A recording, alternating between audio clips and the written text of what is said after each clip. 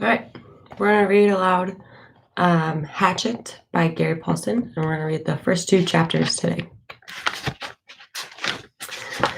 Chapter 1. Brian Robeson stared out the window of the small plane at the endless green northern wilderness below. It was a small plane, a Cessna 406, a bush plane, and the engine was so loud, so roaring and consuming and loud, that it ruined any chance for conversation. Not that he had much to say. He was 13, and the only passenger on the plane was a pilot named, what was it? Jim or Jake or something, who was in his mid-40s and who had been silent as he worked to prepare for takeoff. In fact, since Brian had come to the small airport in Hampton, New York to meet the plane, driven by his mother, the pilot had only spoken 5 words to him. Get in the co-pilot's seat, which Brian had done.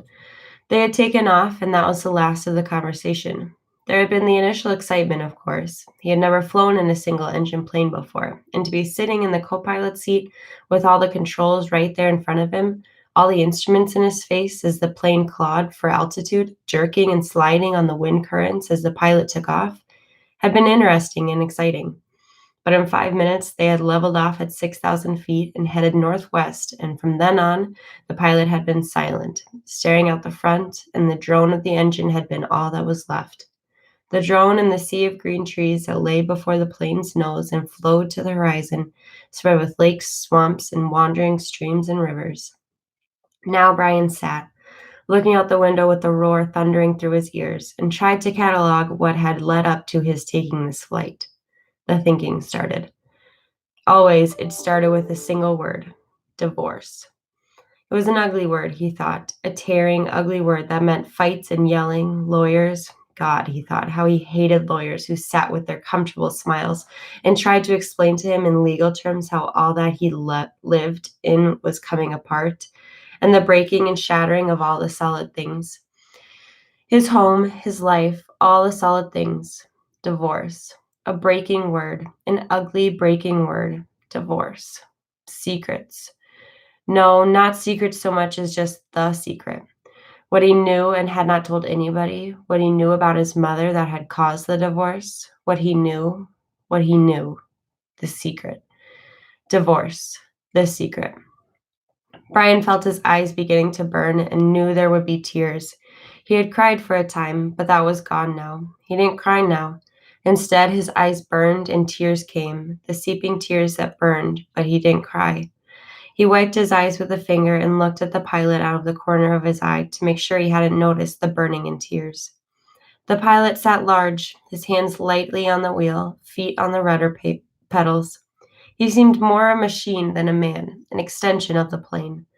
On the dashboard in front of him, Brian saw the dials, switches, meters, knobs, levers, cranks, lights, handles that were wiggling and flickering, all indicating nothing that he understood, and the pilot seemed the same way. Part of the plane, not human. When he saw Brian look at him, the pilot seemed to open up a bit, and he smiled. Ever fly in the co-pilot's seat before?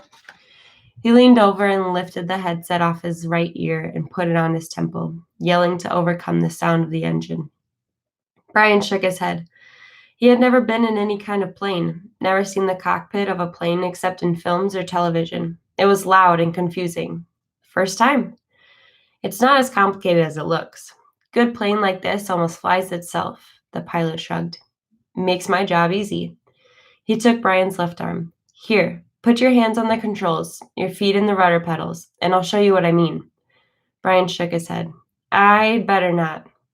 Sure, try it. Brian reached out and took the wheel in a grip so tight his knuckles were white. He pushed his feet down on the pedals. The plane slowed suddenly to the right. Not so hard. Take her light, take her light. Brian eased off, relaxed his grip. The burning in his eyes was forgotten momentarily as the vibration of the plane came through the wheel and the pedals. It seemed almost alive. See? The pilot let go of his wheel, raised his hands in the air, and took his feet off the pedals to show Brian he was actually flying the plane alone. Simple. Now turn the wheel a little to the right and push on the right rudder pedal a small amount. Brian turned the wheel slightly, and the plane immediately banked to the right, and when he pressed on the right rudder pedal, the noise slid across the horizon to the right. He left off on the pressure and straightened the wheel, and the plane righted itself. Now you can turn. Bring her back to the left a little. Brian turned the wheel left, pushed on the left pedal, and the plane came back around. It's easy, he smiled. At least this part. The pilot nodded. All of flying is easy. Just takes learning, like everything else. Like everything else. He took the controls back, then reached up and rubbed his left shoulder. Aches and pains. Must be getting old. Brian let go of the controls and moved his feet away from the pedals as the pilot put his hands on the wheel. Thank you. But the pilot had put his headset back on, and the gratitude was lost in the engine noise, and things went back to Brian, looking out the window at the ocean of trees and lakes. The burning eyes did not come back, but memories did, came flooding in. The words, always the words. Divorce, the secret, fights, split, the big split. Brian's father did not understand as Brian did, knew only that Brian's mother wanted to break the marriage apart. The split had come, and then the divorce, all so fast, and the court had left him with his mother, except for the summers and what the judge called visitation rights. So formal. Brian hated judges as he hated lawyers. Judges that leaned over the bench and asked Brian if he understood where he was to live and why. Judges with the caring look that meant nothing as lawyers said legal phrases that meant nothing. In the summer, Brian would live with his father. In the school year with his mother. That's what the judge said after looking at papers on his desk and listening to the lawyers talk. Talk. Words. Now the plane lurched slightly to the right, and Brian looked at the pilot. He was rubbing his shoulder again, and there was a sudden smell of body gas in the plane. Brian turned back to avoid embarrassing the pilot, who was obviously in some discomfort. Must have stomach problems. So this first summer, when he was allowed to have visitation rights with his father, with the divorce only 1 month old, Brian was heading north. His father was a mechanical engineer who had designed or invented a new drill bit for oil drilling, a self-cleaning, self-sharpening bit. He was working in the oil fields of Canada, up on the tree line where the tundra started and the forest ended. Brian was riding up from New York with some drilling equipment. It was lashed down in the rear of the plane next to a fabric bag that the pilot had called a survival pack, which had emergency supplies in case they had to make an emergency landing. That had to be specially made in the city, riding in the bush plane with a pilot named Jim or Jake or something who had turned out to be an all right guy, letting him fly and all. Except for the smell. Now there was a constant odor, and Brian took another look at the pilot, found him rubbing the shoulder and down the arm now, the left arm, letting go more gas and wincing. Probably something he ate, Brian thought. His mother had driven him from the city to meet the plane at Hampton, where it came to pick up the drilling equipment. A drive in silence, a long drive in silence. 2.5 hours of sitting in the car, staring out the window of the plane. Once, after an hour, when they were out of the city, she turned to him. Look, can't we talk this over? Can't we talk this out? Can't you tell me what's bothering you? And there were the words again. Divorce, split, the secret. How could he tell her what he knew? So he had remained silent, shook his head, and continued to stare, unseeing at the countryside, and his mother had gone back to driving, only to speak to him one more time when they were close to Hampton. She reached over the back of the seat and brought up a paper sack. I got something for you, for the trip. Brian took the sack and opened the top. Inside there was a hatchet, the kind with a steel handle and a rubber hand grip. The head was in a stout leather case that had a brass riveted belt loop. It goes on your belt. His mother spoke now without looking at him. There were some farm trucks on the roads now, and she had to weave through them and watch traffic. The man at the store said you could use it, in the woods with your father. Dad, he thought. Not my father, my dad. Thanks, it's really nice. But the words sounded hollow, even to Brian. Try it on. See how it looks on your belt. And he would normally have said no, that it looked too hokey to have a hatchet on your belt. Those were the normal things he would say. But her voice was thin, had a sound like something thin that would break if you touched it. And he felt bad for not speaking to her. Knowing what he knew, even with the anger, the hot white hate of his anger at her, he still felt bad for not speaking to her. and so to humor her, he loosened his belt and pulled the right side out and put the hatchet on and rethreaded the belt. "Scooch around so I can see." He moved around in the seat, feeling only slightly ridiculous. She nodded. "Just like a scout, my little scout."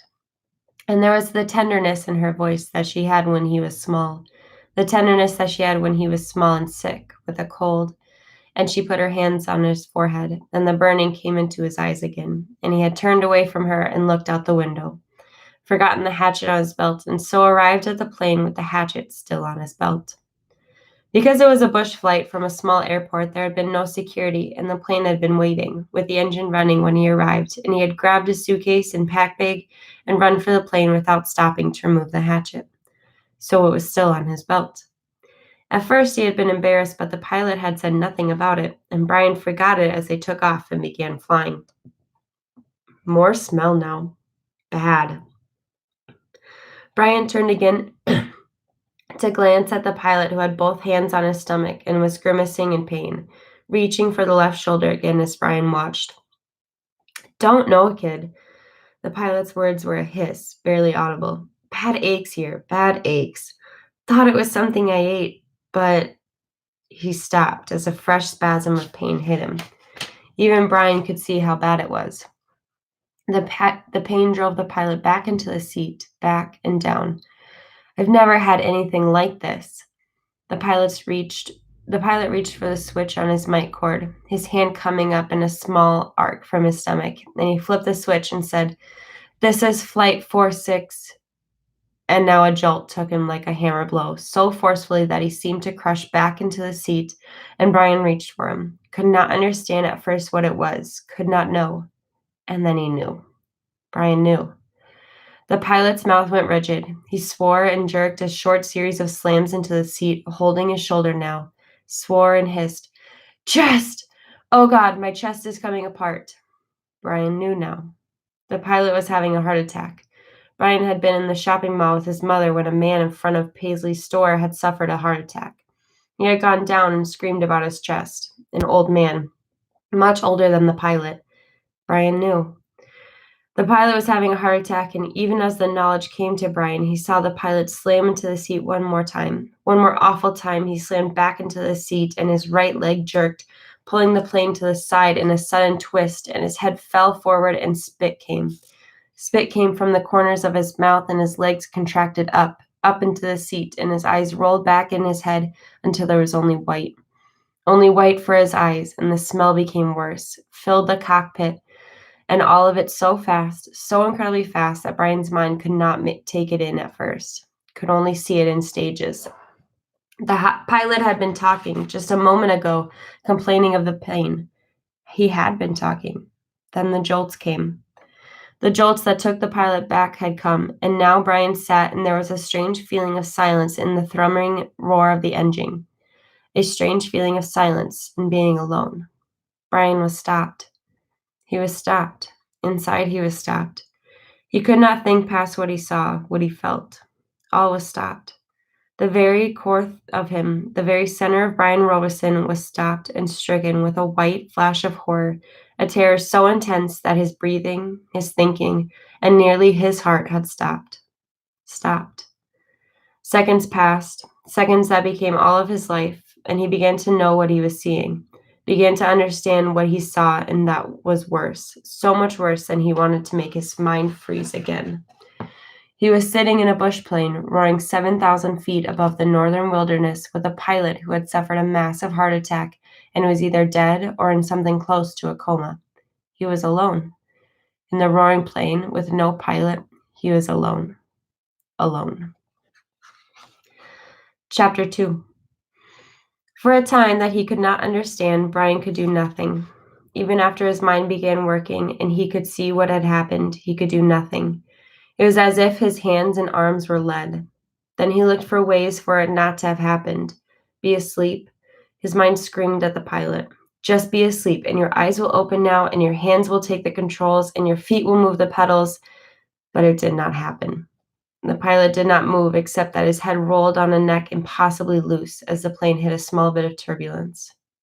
The plane. Somehow, the plane was still flying. Seconds had passed, nearly a minute, and the plane flew on as if nothing had happened. And he had to do something, but he did not know what. Help. He had to help. He stretched one hand toward the pilot, saw that his fingers were trembling, and touched the pilot on the chest. He did not know what to do. He knew there were procedures, that you could do mouth-to-mouth on victims of heart attacks and push their chests, CPR, but he did not know how to do it, and in any case could not do it with the pilot, who was sitting up in the seat and still strapped in with his seatbelt. So he touched the pilot with the tips of his fingers, touched him on the chest, and could feel nothing. No heartbeat, no rise and fall of breathing, which meant that the pilot was almost certainly dead. Please, Brian said, but did not know what or who to ask. Please. The plane lurched again, hit more turbulence, and Brian felt the nose drop. It did not dive, but the nose went down slightly, and the down angle increased the speed, and he knew that at this angle, this slight angle down, he would ultimately fly into the trees. He could see them ahead on the horizon, where before he could see only sky. He had to fly it somehow, had to fly the plane. He had to help himself. The pilot was gone, beyond anything he could do. He had to try and fly the plane. He turned back in the seat, facing the front, and put his hands, still trembling, on the control wheel, his feet gently on the rudder pedals. He pulled back on the stick to raise the plane. He knew that from reading. He always pulled back on the wheel. He gave it a tug, and it slid back toward him easily. Too easily. The plane, with the increased speed from the tilt down, swooped eagerly up and drove Brian's stomach down. He pushed the wheel back in, went too far this time, and the plane's nose went below the horizon, and the engine speed increased with the shallow drive. Too much. He pulled back again, more gently this time, and the nose floated up again. Too far, but not as violently as before. Then down a bit too much, and up again as before. Then down a bit too much, and up again, very easily, and the front of the engine cowling settled. When he had it aimed at the horizon and it seemed to be steady, he held the wheel where it was, let out his breath, which he had been holding this whole time, and tried to think about what to do next. It was a clear blue sky day with fluffy bits of clouds there and here and there, and he looked out the window for a moment, hoping to see something, a town or village, but there was nothing, just the green of trees, endless green, and the lake scattered more and more thickly as the plane flew. Where? He was flying, but did not know where, had no idea where he was going. He looked at the dashboard of the plane, studied the dials, and hoped to get some help, hoped to find a compass, but it was all so confusing, a jumble of numbers and lights. One lighted display on the top center of the dashboard said the number 342. Another next to it said 22. Down beneath that were dials with lines that seemed to indicate what the winds were doing, tipping or moving, and one dial with a needle pointing to the number 70, which he only thought, might be the altimeter, the device that told him his height above the ground, or above sea level. Somewhere he had read something about altimeters, but he couldn't remember what, or where, or anything about them. Slightly to the left and below the altimeter, he saw a small rectangular panel with a lighted dial and two knobs. His eyes had passed it over 2 or 3 times before he saw what was written in tiny letters on top of the panel. Transmitter 221 was stamped in the metal, and it hit him, finally, that this was a radio. The radio, of course. He had to use the radio. When the pilot had been hit that way, he couldn't bring himself to say that the pilot was dead, couldn't think of it. He had been trying to use the radio. Brian looked at the pilot. The headset was still on his head, turned sideways a bit from his jamming his back into his seat, and the microphone switch was clipped into his belt. Brian had to get the headset from the pilot, had to reach over and get the headset from the pilot, or he would not be able to use the radio to call for help. He had to reach over. His hands began trembling again. He did not want to touch the pilot, did not want to reach for him, but he had to get the radio. He lifted his hands from the wheel just slightly and held them, waiting to see what would happen. The plane flew on normally, smoothly. All right, he thought, now to do this thing. He turned and reached for the headset, slid it from the pilot's head, one eye on the plane, waiting for it to dive. The headset came easily, but the microphone switch at the pilot's belt was jammed in, and he had to pull it to get loose. When he pulled, his elbow bumped the wheel and pushed it in, and the plane started down in a shallow dive. Brian grabbed the wheel and pulled it back, too hard again, and the plane went through another series of stomach-wrenching swoops up and down before he could get it under control. When things had settled again, he pulled at the mic cord once more and at last jerked the cord free. It took him another second or two to place the headset on his own head and position the small microphone tube in front of his mouth. He had seen the pilot use it, had seen him depress the switch at his belt. So Brian pushed the switch in and blew into the mic. He heard the sound of his breath in the headset. "Hello? Is anybody listening on this? Hello?" He repeated it 2 or 3 times and then waited, but heard nothing except his own breathing. Panic came then. He had been afraid, had been stopped with the terror of what was happening, but now panic came, and he began to scream into the microphone, scream over and over. "Help! Somebody help me! I'm in this plane and don't know," and he started crying with the screams, crying and slamming his hands against the wheel of the plane, causing it to jerk down, then back up.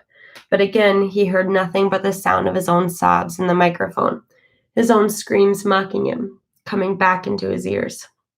The microphone. Awareness cut into him. He had used a CB radio in his uncle's pickup once. You had to turn the mic switch off to hear anybody else. He reached to his belt and released the switch. For a second, all he heard was the whoosh of the empty airwaves. Then, through the noise and static, he heard a voice. "Whoever is calling on this radio net, I repeat, release your mic switch. You are covering me. You are covering me. Over." It stopped, and Brian hit his mic switch. "I hear you. I hear you. This is me." He released the switch. "Roger, I have you now." The voice was very faint and breaking up. "Please state your difficulty and location, and say over to signal end of transmission. Over." Please state my difficulty, Brian thought. God, my difficulty. "I'm in a plane with a pilot he can't fly, and I don't know how to fly. Help me. Help." He turned his mic off without ending transmission properly. There was a moment's hesitation before the answer. "Your signal is breaking up, and I lost most of it. Understand, pilot, you can't fly, correct? Over." Brian could barely hear him now, heard mostly noise and static. "That's right, I can't fly. The plane is flying now, but I don't know how much longer. Over." "Lost signal. Your location, please. Flight number, location, I don't know my flight number or location. I don't know anything. I told you that. Over." He waited now. Waited, but there was nothing. Once, for a second, he thought he had heard a break in the noise, some part of a word, but it could have been static. 2, 3 minutes, 10 minutes. The plane roared and Brian listened, but heard no one. Then he hit the switch again. "I do not know the flight number. My name is Brian Robeson, and we left Hampton, New York, headed for the Canadian oil fields to visit my father, and I don't know how to fly an airplane, and the pilot..." He let go of his mic. His voice was starting to rattle, and he felt as if he might start screaming at any second. He took a deep breath. "If there is anybody listening who can help me fly a plane, please answer." Again, he released the mic, but heard nothing but the hissing of noise in the headset. After half an hour of listening and repeating the cry for help, he tore the headset off in frustration and threw it to the floor. It all seemed so hopeless. Even if he did get somebody, what could anybody do? Tell him to be careful? All so hopeless. He tried to figure out the dials again. He thought he might know which was speed. It was a lighted number that read 160, but he didn't know if that was actual miles an hour or kilometers, or if it just meant how fast the plane was moving through the air and not over the ground. He knew airspeed was different from ground speed, but not by how much. Parts of books he'd read about flying came to him, how wings worked, how the propeller pulled the plane through the sky. Simple things that wouldn't help him now. Nothing could help him now. An hour passed. He picked up the headset and tried again. It was, he knew, in the end all he had. But there was no answer. He felt like a prisoner, kept in a small cell that was hurtling through the sky at what he thought to be 160 miles an hour, headed He didn't know where, just headed somewhere until there it was. Until what? Until he ran out of fuel? When the plane ran out of fuel, it would go down. Period. Or he could pull the throttle out and make it go down now. He had seen the pilot push the throttle in to increase speed. If he pulled the throttle back out, the engine would slow down and the plane would go down. Those were his choices. He could wait for the plane to run out of gas and fall, or he could push the throttle in and make it happen sooner. If he waited for the plane to run out of fuel, he would go farther, but he did not know which way he was moving. When the pilot had jerked, he had moved the plane, but Brian could not remember how much of it had come back to its original course. Since he did not know the original course anyway and could only guess at which display might be a compass, the reading 342, he didn't know where he had been or where he was going. So it didn't make much difference if he went down now or waited. Everything in him rebelled against stopping the engine and falling now. He had a vague feeling that he was wrong to keep heading as the plane was heading, a feeling that he might be going off in the wrong direction, but he could not bring himself to stop the engine and fall. Now he was safe, or safer than if he went down. The plane was flying. He was still breathing. When the engine stopped, he would go down.